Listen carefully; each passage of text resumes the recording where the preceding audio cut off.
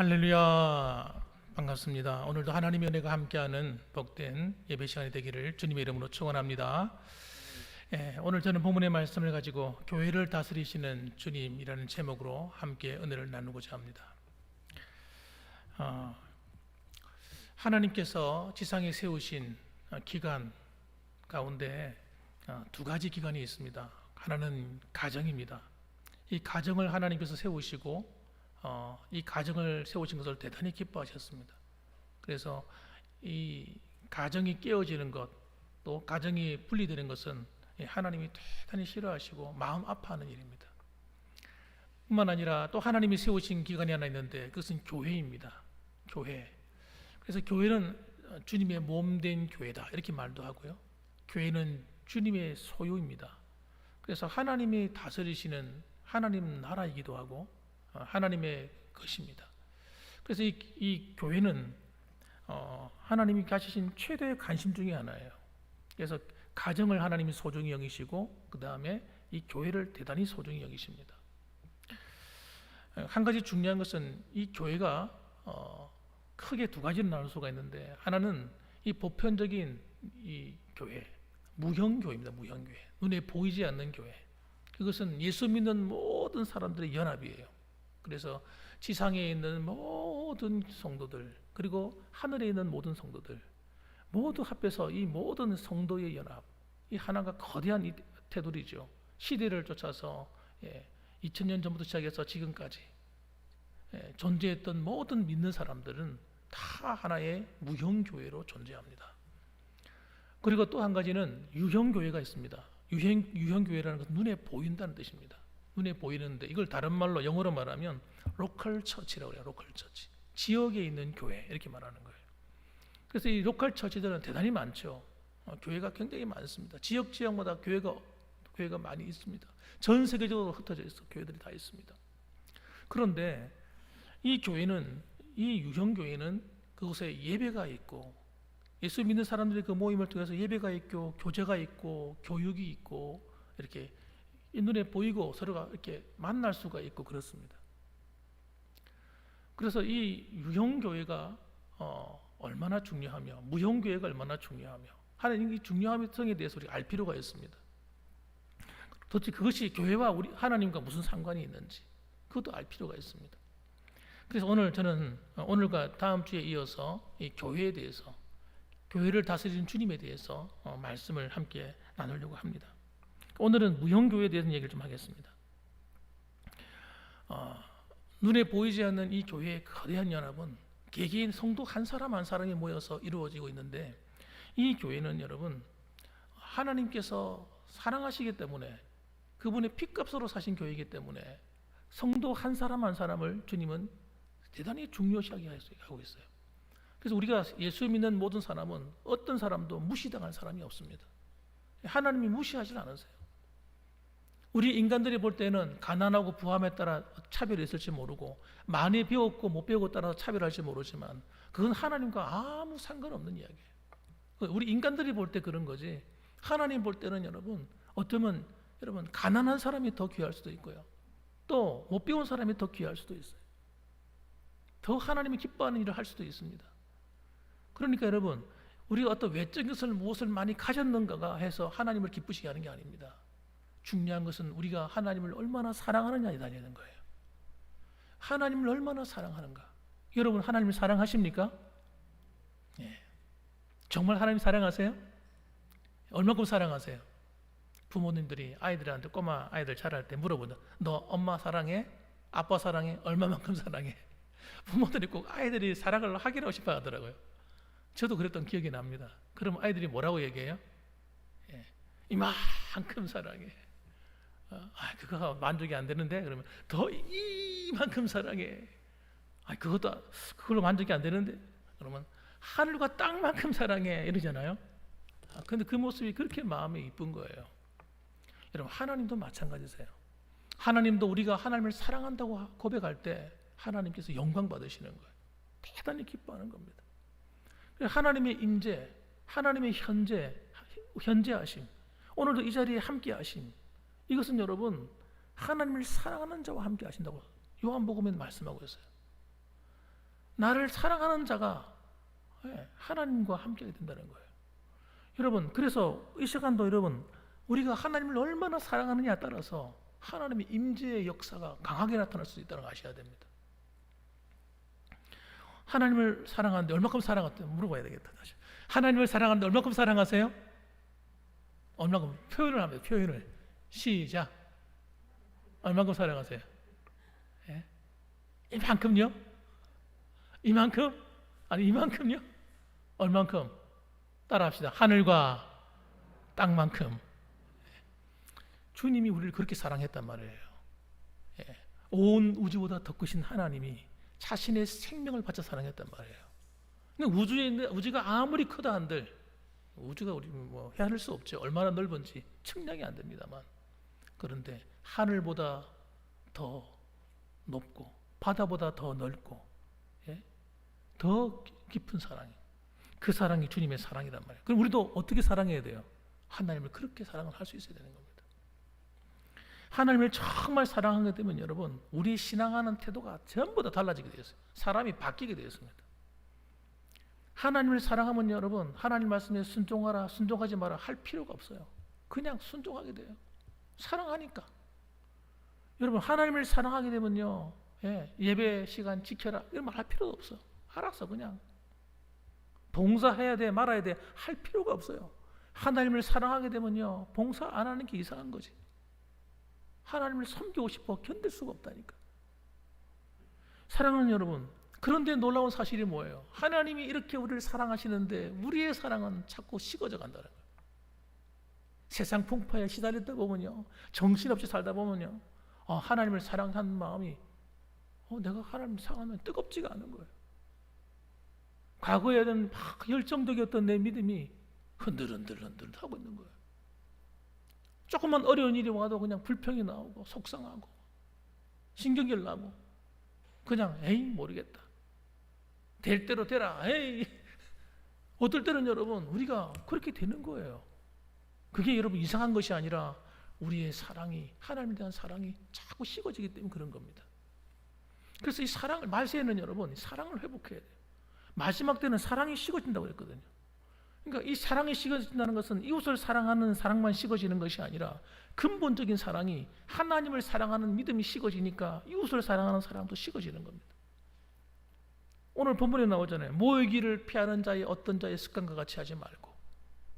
주님께서 이렇게 말씀하셨지만 내가 하나님의 사랑의 열정이 식어지면 그런 것도 식어지는 거예요. 주님은 우리를 사랑하십니다, 여러분.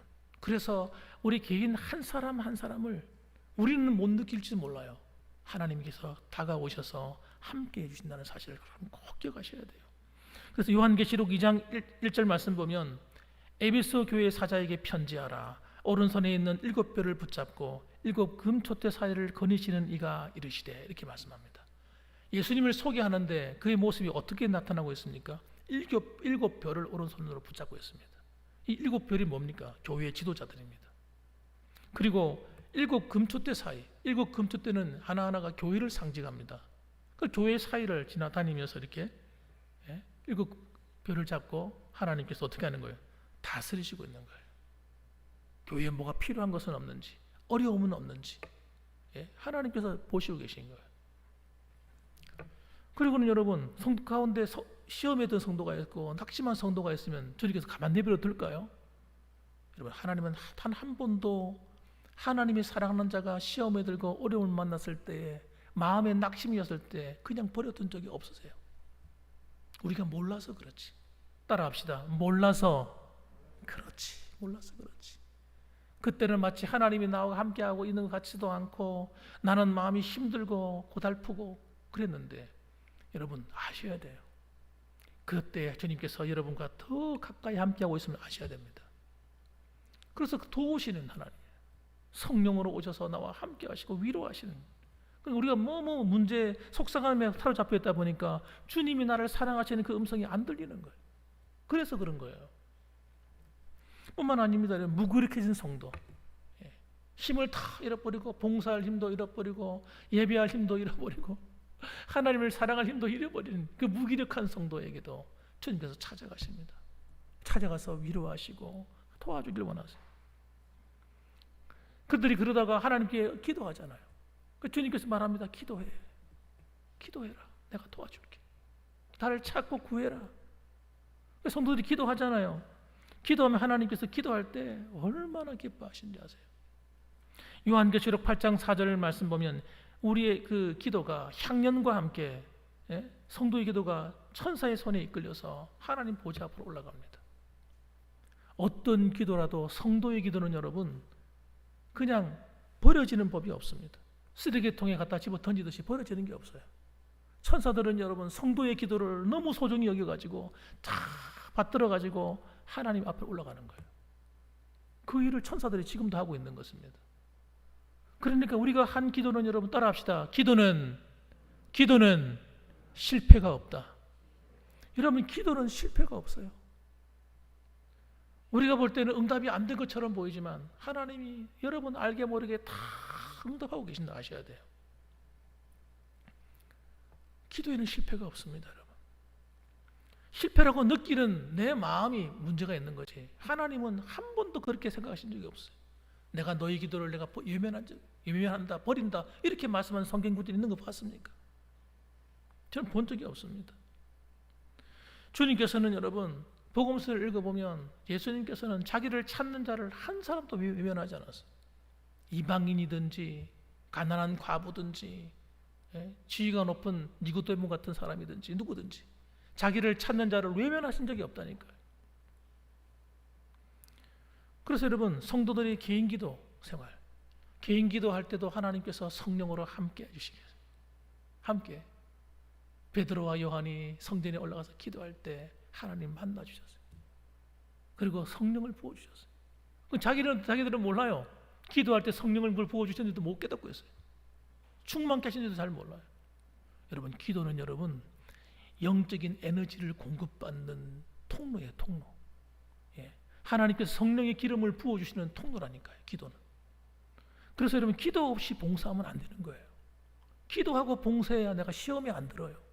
기도하고 능력받아서 봉사해야 시험을 이기고 문제를 이기고 돌파해 나가는 능력이 생기는 거예요. 사업을 해도 여러분 성령의 기름 부음을 받아서 능력을 받아서 사업을 해야 사업이 잘 되는 거예요. 사업을 방해하는 원수의 세력을 하나님께서 그냥 무찔러 버리는 거예요. 그래서 여러분 지나가다가 그날도 기도하러 올라가는데 성전 미문에 앉아있는 안진뱅이가 눈에 뜨이는 그날따라 눈에 밟히는 거예요. 딱 쳐다보니까 그 속에 믿음이 있어 보이는 거예요. 그래서 얘기합니다. 내가 너에게 줄 것이 있다. 그게 뭡니까? 내가 돈 좀 주세요. 그러면 그 돈이 아니고 나는 은과 금은 없지만 내가 나사렛 예수 이름으로 명하노니 일어나 걸어라. 잡아 당겨버리니까 그냥 우두둑 한 번도 걸어보지 못했던 다리가 마디가 우두둑하면서 일어서 버린 거예요. 그리고 걸어 다니기 시작했어요. 여러분 그런 놀라운 능력이 누구한테 나타나는 건 기도하는 하나님을 사랑하고 기도하고 하는 그 베드로와 요한을 통해 나타난 거예요. 뿐만 아니라 여러분 사도행전 12장에 보게 되면 베드로가 감옥에 갇혔을 때도 성도들이 합심해서 마가이다라고 해서 기도합니다. 하나님, 야고보 사도가 순교했습니다.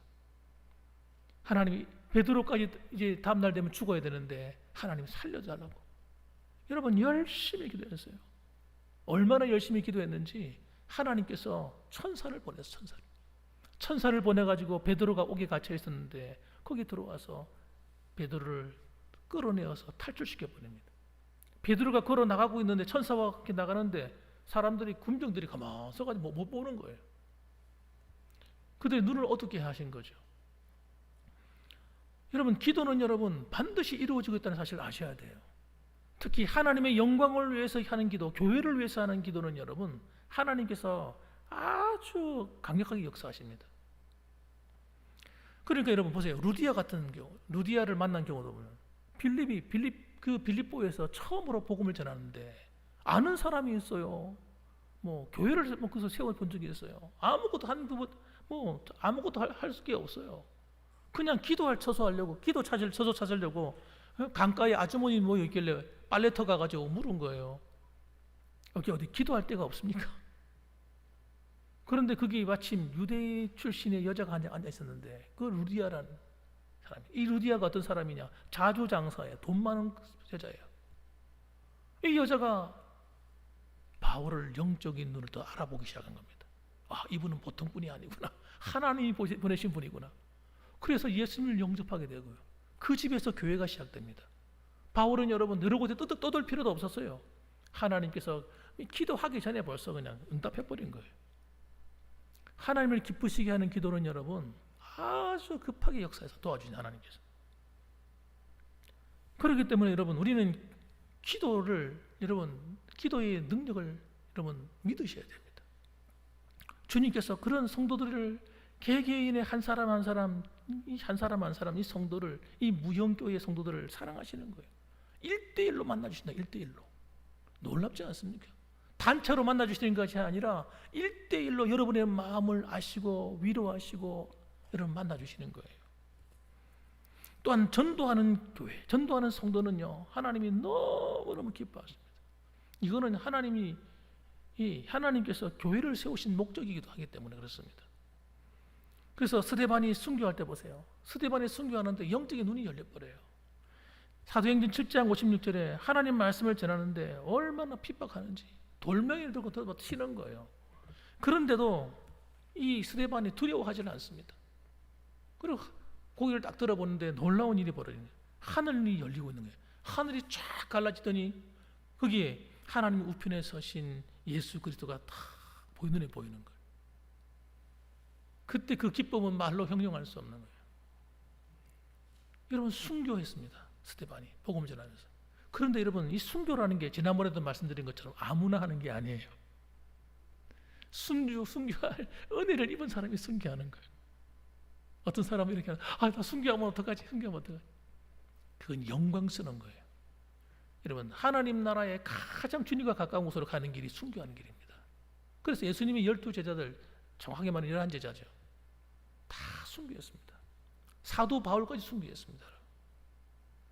그들은 하나님 나라야 바로 주님 바로 좌우편에 앉아서 여러분 신약시대의 12장로가 되어서 여러분 이 주님 하늘과 땅을 다스리게 될 것입니다.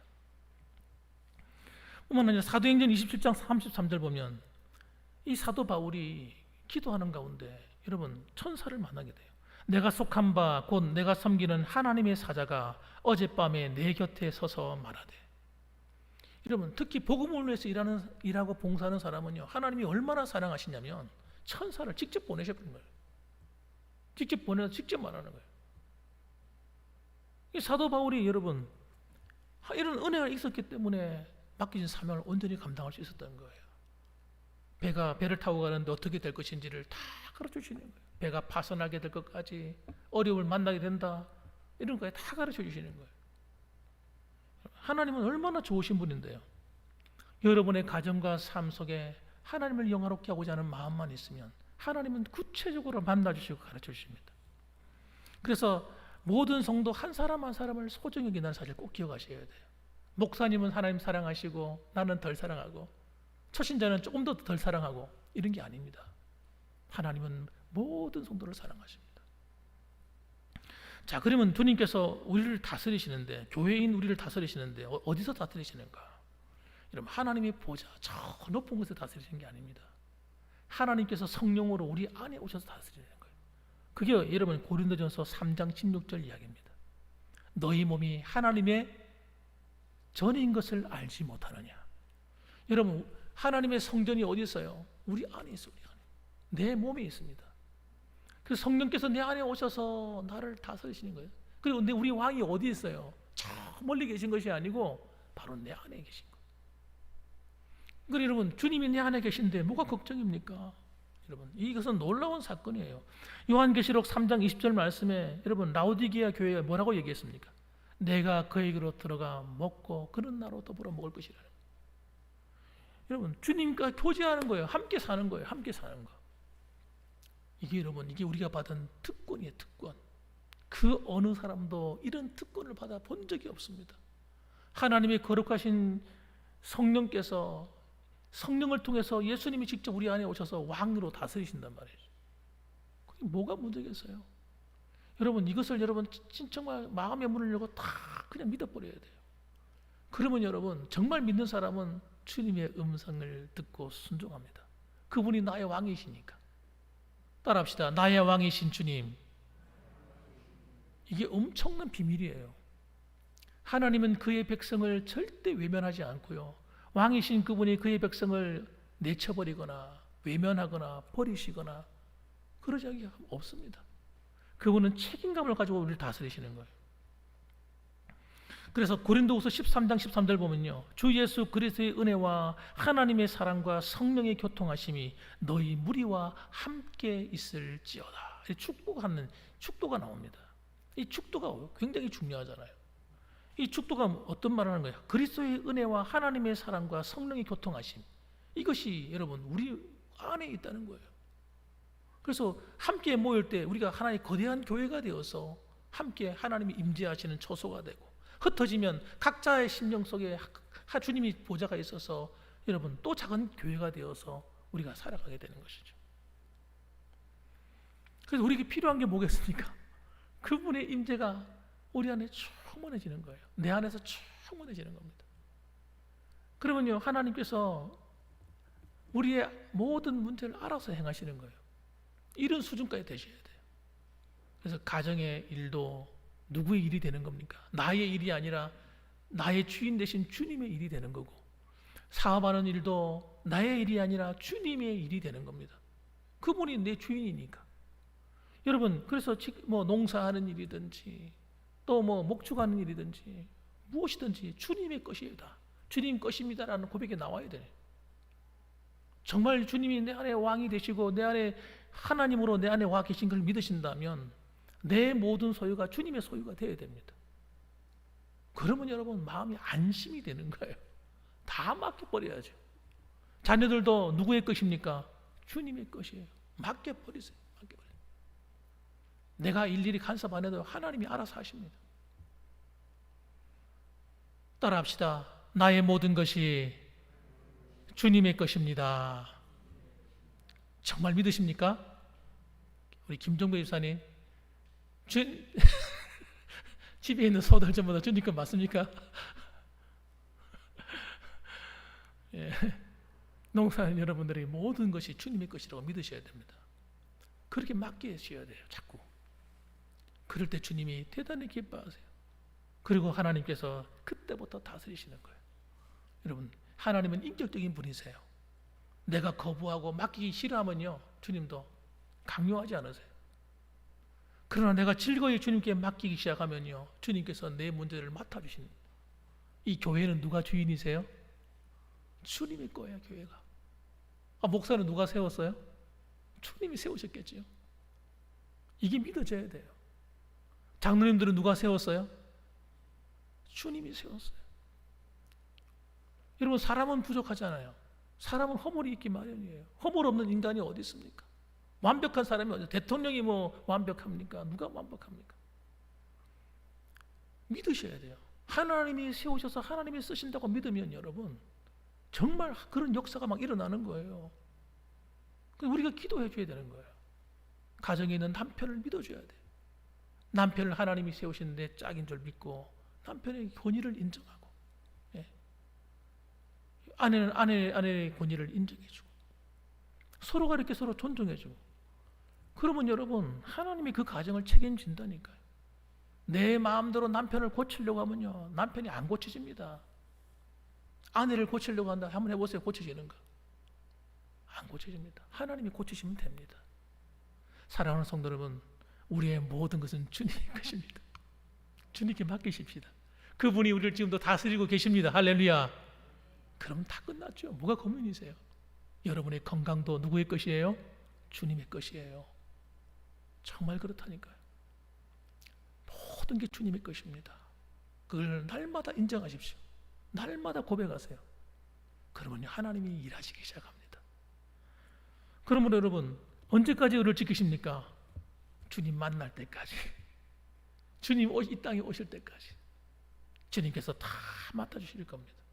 그러면 오늘도 여러분 이 한 주간을 살아갈 때 용기 잃지 마시고 기죽지 마시고 믿음으로 어깨를 쫙 펴시고 힘을 내어서 한 주간을 살아가시오. 또 하나님을 기쁘시게 하는 하나님의 백성들, 주의 몸된 교회들 되기를 주님의 이름으로 축원합니다. 아멘. 기도하겠습니다. 사랑이 많으신